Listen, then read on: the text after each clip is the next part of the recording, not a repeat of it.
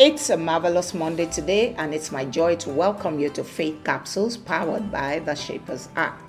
I am Wonuola Adetayo, the Shaper, and our question for you today is, are you listening?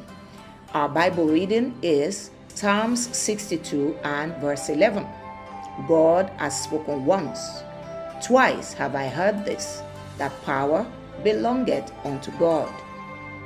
In this Bible verse, the psalmist underscores the importance of listening.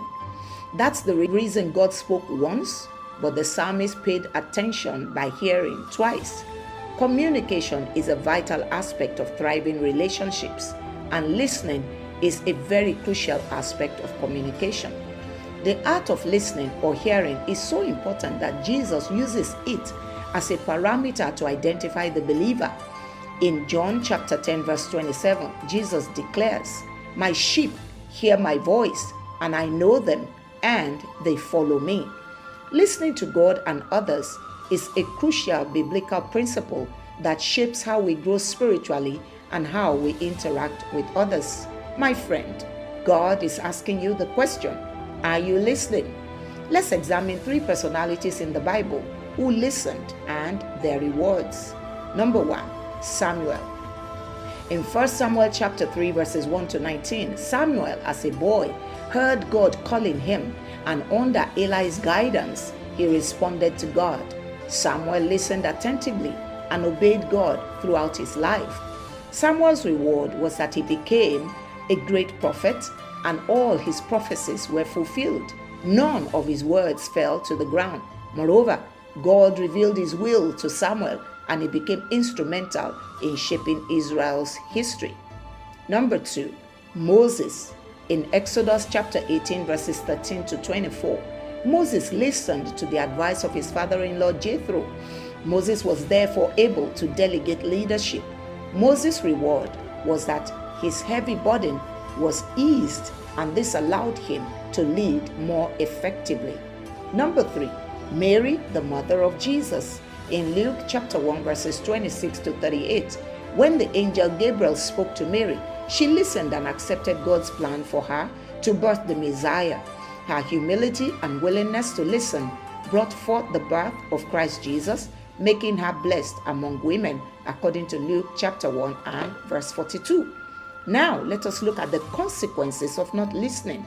Number 1, the Israelites in the wilderness.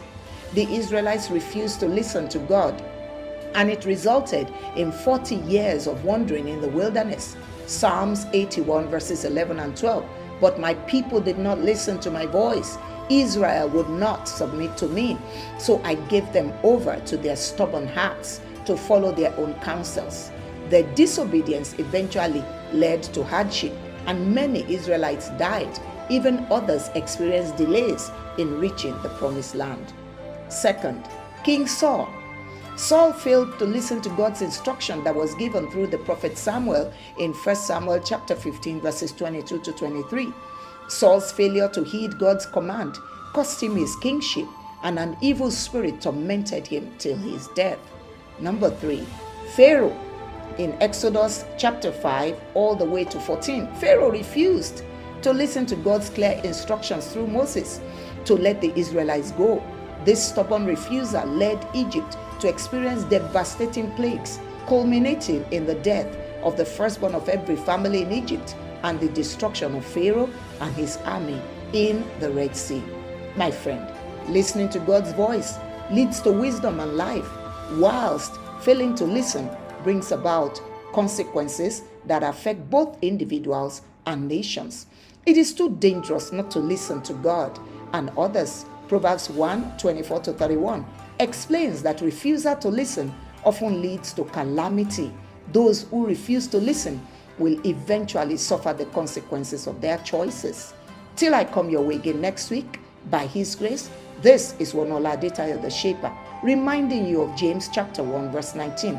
Everyone should be quick to listen, slow to speak, and slow to become angry. Shalom.